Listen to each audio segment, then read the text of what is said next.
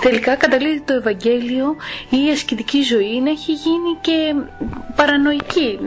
Τι θέλω να πω, να σας πω, να σας εξηγήσω. Ας πούμε, πάρα πολλοί Άγιοι μέσω αιώνες και στην εποχή μας υπάρχουν άνθρωποι που όχι μόνο δεν έχουν μια ιδιοκτησία, ένα σπίτι, δεν έχουν ούτε τα βασικά. Δηλαδή πάρα πολλοί Άγιοι γίνονται άστεγοι, γίνονται σαλοί, ή οι μοναχοί αποποιούνται τα πάντα, οτιδήποτε, για να ζήσουν την πραγματική πτωχία. Και τα θεωρούμε άκρα. Αυτό το θεωρούμε άκρο. Δηλαδή ένας μέσος άνθρωπος το θεωρεί άκρο. Εγώ πάλι θεωρώ άκρο σαν χριστιανή, χωρίς να το έχω κάνει. Απλά με κρίνει το ότι όταν χιονίζει και όταν βρέχει, εγώ έχω μία στέγη και δεν έχω ανοίξει την πόρτα μου να βάλω 2 άστεγους μέσα. Είναι, νομίζω, έτσι όπως το λέτε, και συχνά αυτό το οποίο συζητάμε είναι πόσο δυσβάσταχτο είναι αυτό. Και η απάντηση νομίζω είναι εύκολη. Είναι ακριβώς δυσβάσταχτο. Δηλαδή η κουβέντα μας δεν μπορεί να είναι πόσο εύκολο είναι να το κάνεις ή πόσο δύσκολο είναι να το κάνεις, να ανοίξεις την πόρτα σου και να βάλεις τον άστεγο μέσα. Η απάντηση είναι απλή. Είναι δύσκολο. Γιατί έχουμε να αναμετρηθούμε με όλο αυτό τον εγκλισμό στο εγώ. Αλλά το ερώτημα το ουσιαστικό είναι το επόμενο. Είναι αν νιώθουμε οφειλέτες απέναντι στην πίστη μας. Δηλαδή μπορούμε να ξαναγράψουμε το Ευαγγέλιο. Μπορούμε να επιλέξουμε μια άλλη πίστη ή και καμία πίστη. Απαντήσεις δηλαδή, ή μάλλον διέξοδοι σε αυτή τη δυσκολία υπάρχουν. Αλλά παραμένει το μεγάλο ερώτημα, αν τυχόν θέλω να είμαι χριστιανός, αν μπορώ να αντέξω το Ευαγγέλιο. Και δεν μιλώ για μια δυσθεώρητου ύψους ηθική τελειότητα, να φτάσω σε μια ευαγγελική αρετή που είναι άμεμπτη κτλ. Μιλώ για το φιλότιμο, μιλώ για το να μου λείπει όταν λείπει. Να μου λείπει η αγάπη όταν βλέπω ότι δεν την έχω. Να έχω την ευαισθησία να λέω αχ Παναγιά μου, θα ήθελα να κατόρθωνα περισσότερο. Αυτό το πράγμα ζητείται, αυτό το φιλότιμο, και από εκεί και πέρα μπορούν να παλευτούν πολλά πράγματα.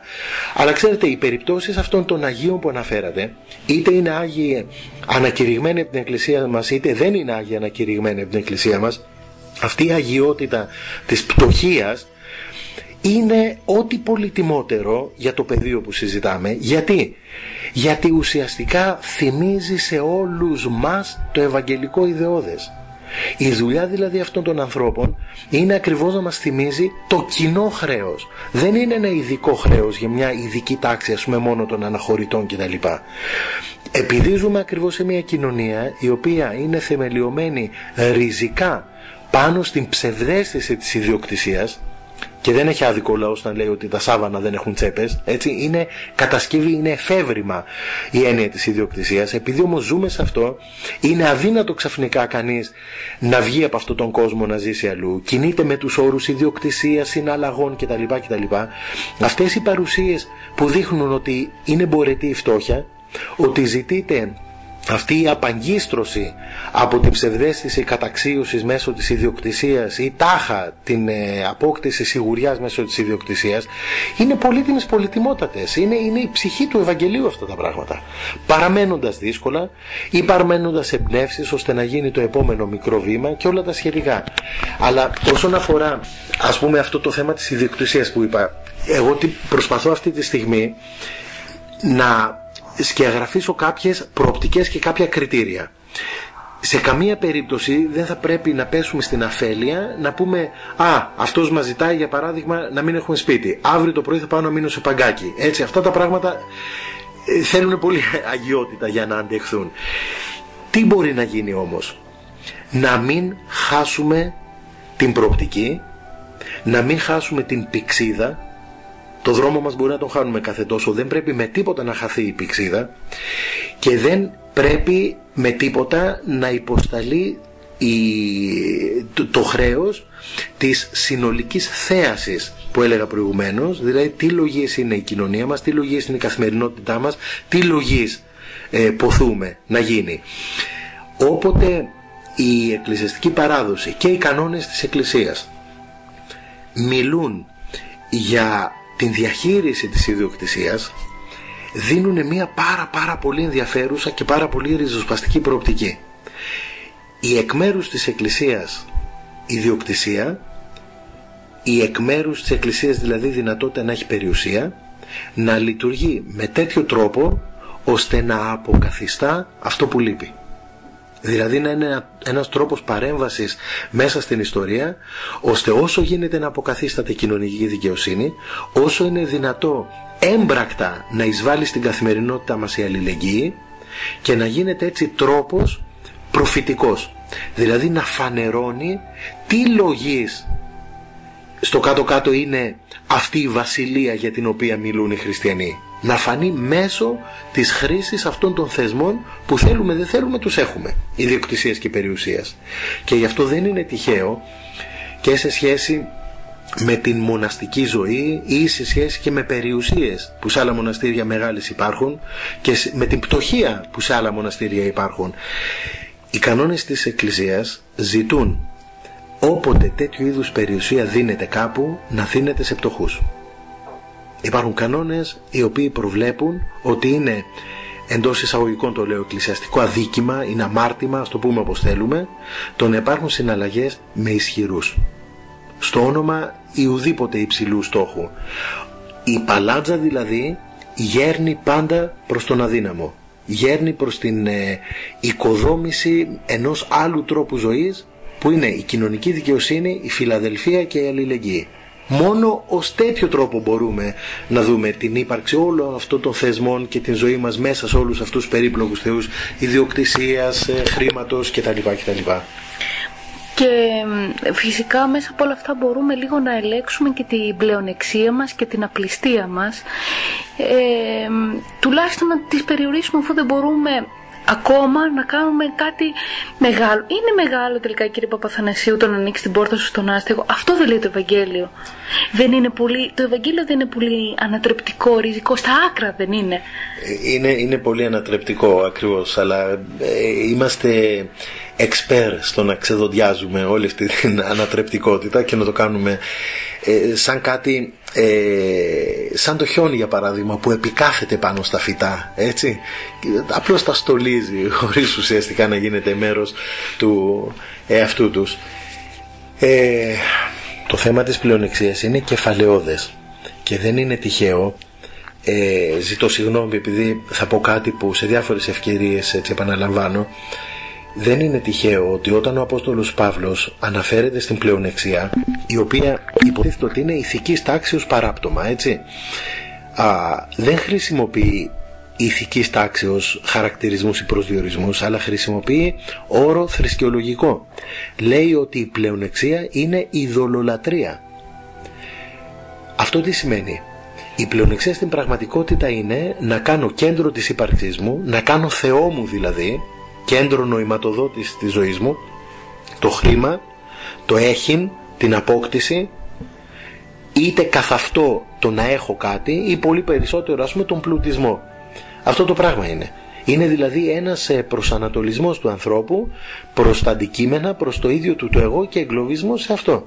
Είναι ρίζα πολλών κακών και δεν είναι τυχαίο ότι και στην πατερική γραμματεία βρίσκουμε βέβαια ποικιλία εκφράσεων, αλλά η μαστίγωση που υπάρχει απέναντι στην πλεονεξία είναι κάτι το τρομακτικό. Θυμάμαι ότι σε μία από τις φοβερές και τρομερές αποστροφές του, ο Άγιος Ιωάννης ο Χρυσόστομος φτάνει στο σημείο να πει ότι οι μωρές παρθένες της γνωστής ευαγγελικής παραβολής μπορούν ας πούμε να κατηγορηθούν περισσότερο και από το να είχαν πορνεύσει ακόμα, γιατί ακόμα και στην περίπτωση της πορνείας υπάρχει μια στρεβλή μεν σχέση, αλλά πάντως μια σχέση με άνθρωπο, ενώ είναι απείρως τραγικότερο το να προσκοληθεί κανείς στα χρήματα, στα αντικείμενα, να χάσει τα πρόσωπα των αδελφών του, να ενισχύσει δηλαδή το απόλυτο εγώ του. Αυτά τα πράγματα μπορεί να μας ξαφνιάζουν σήμερα και μπορεί κάποιος να βγάλει ένα συμπέρασμα, άρα αυτό μας προτρέπει σε είστε απόλυτα κατανοητός. Είστε απόλυτα κατανοητός και έχετε πάρα πολύ δίκιο. Κοιτάξτε, είναι στην κυριολεξία πάρα πολύ περίεργο, ή μάλλον να το πω διαφορετικά, δεν είναι καθόλου περίεργο. Συγγνώμη σας διακόπτω. Είχατε γράψει ένα άρθρο σας, η παρθενία που είναι ύψιστη αρετή δεν έχει την ίδια αξία όταν είναι απληστία παρθενία. Ένας άνθρωπος να είναι άπλιστος παρθένος. Κοιτάξτε, μπορούμε να το πούμε με μία κουβέντα. Όσο άγαρμπη και αστρογγύλευτη κι αν είναι. δεν υπάρχει περίπτωση σωτηρίας δίχως την αγάπη. Ή δεν υπάρχει περίπτωση σωτηρίας δίχως την έγνοια για την αγάπη, να το πω καλύτερα. Δεν υπάρχει δίχως το μυστήριο του αδελφού. Τελεία και παύλα. Δεν υπάρχει θεοψία που να σώζει, δεν υπάρχουν αναβάσεις στον 7ο ουρανό που να σώζουν, δεν υπάρχει τίποτα δίχως την έγνοια για την αγάπη. Γι' αυτό το πράγμα μάλλον βοά ολόκληρο το Ευαγγέλιο και ολόκληρη η πατερική παράδοση. Και θα έπρεπε να μην σκαλώνουμε σε επιμέρους διατυπώσεις, ότι κάπου μπορεί να βρει καμιά άλλη έκφραση κτλ. Ολόκληρη η σπονδυλική στήλη του εγχειρήματος Χριστός και αυτού που ήρθε να φέρει είναι αυτό το πράγμα. Και έλεγα προηγουμένως ότι πρέπει να έχει πέσει πάρα πολύ πονηράδα μέσα στην ιστορία. Πρέπει να έχει πέσει πάρα πολύ μεγάλη οργανωμένη, ας το πούμε, στρέβλωση του μηνύματος του Ευαγγελίου, ώστε να έχουμε φτάσει στο σημείο σήμερα να ακούμε σαν το πιο παράξενο πράγμα όλα αυτά τα ριζοσπαστικά μηνύματα του Ευαγγελίου των πατέρων. Υπάρχουν γραμμένα εδώ και αιώνες. Ποιοι πονηροί κατόρθωσαν να τα έχουν αφήσει στη σκιά και να μην είναι το καθημερινό ψωμί του λαού του Θεού? Για παράδειγμα, υπάρχει από πάρα πολλούς πατέρες της Εκκλησίας όχι το ερώτημα, η θέση ότι η κοινωνία αυτή, που πολύ σωστά την περιγράψατε προηγουμένως, μια κοινωνία εγωιστική, μια κοινωνία όπως λέμε ταξική ανισοτήτων που παράγει αδιάκοπα αυτή την αδικία. Υπάρχουν πολλά κείμενα λοιπόν των πατέρων που λένε ότι μια τέτοια κοινωνία δεν είναι θέλημα Θεού. Και όμως ξέρουμε ότι υπάρχουν πλήρως θεολογιών που αναπαράγονται συνέχεια και σε θρησκευτικά έντυπα κτλ. Ότι είναι θέλημα του Θεού ο πλούτος, θέλημα του Θεού η φτώχεια. Τι καλά που υπάρχουν και οι φτωχοί για να μπορούν οι καλοί πλούσιοι να τους ευεργετούν και έτσι να πάνε στον παράδεισο. Αυτά εγώ ισχυρίζομαι ότι βάσει της πατερικής γραμματείας είναι κόλπα και είναι αθλιότητες. Μπορεί κανείς να δει σπουδαία κείμενα των πατέρων που λένε ότι είναι αποτέλεσμα της πτώσης του ανθρώπου η ταξική κοινωνία, η αδικία, ότι δεν είναι θέλημα του Θεού ο πόνος του ανθρώπου.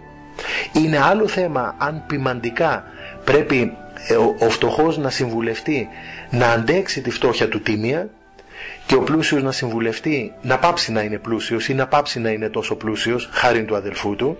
Το ριζικό ερώτημα είναι, το ριζικό ζήτημα μάλλον είναι, ότι η κοινωνία αδικίας δεν είναι στημένη από τον Θεό.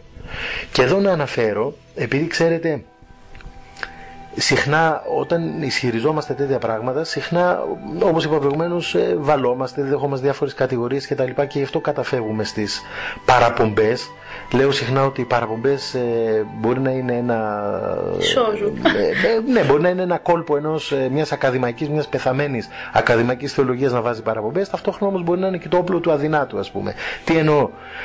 Υπάρχει ένα χωρίο στην Παλαιά Διαθήκη όπου εμφανίζεται να μιλάει ο Θεός και να λέει δικό μου είναι το χρυσάφι και δικό μου το ασίμι, δηλαδή όλα τα πλούτη του κόσμου, και σε όποιον θέλω τα δίνω εγώ, τα μοιράζω όπως θέλω. Άρα εγώ θέλω ο τάδε να είναι πλούσιος, εγώ θέλω ο τάδε να είναι φτωχός. Αυτό υποτίθεται ότι βρίσκεται στον προφήτη Αγκαίο στην Παλαιά Διαθήκη. Και βλέπουμε ότι οι πατέρες της Εκκλησίας όπως ο Χρυσόστομος, ενοχλημένοι από μια τέτοια τοποθέτηση, παίρνουν και ψάχνουν αυτό το δίθεν χωρίο και ανακαλύπτουν ότι το δεύτερο σκέλος, και σε όποιον θέλω εγώ τα δίνω, δεν υπάρχει στην Αγία Γραφή. Και λέει ο Χρυσόστομος σε ένα καταπελτικό κείμενό του ότι αυτό είναι προσθήκη ανθρώπων πονηρών που θέλουν να δικαιολογήσουν, να νομιμοποιήσουν μεταφυσικά την κοινωνική αδικία την οποία δημιουργούν, και μάλιστα ο Χρυσόστομος φτάνει στο σημείο να πει ότι αυτοί που το κάνουν είναι τόσο άθλοι που δεν τους αξίζει ούτε να ζουν και να αντικρίζουν τον ήλιο. Η φράση δηλαδή της Παλαιάς Διαθήκης από μόνη της λέει, εμφανίζει τον Θεό να λέει όλα τα πλούτη του κόσμου είναι δικά μου, ο αληθινός ιδιοκτήτης δηλαδή είναι ο Θεός.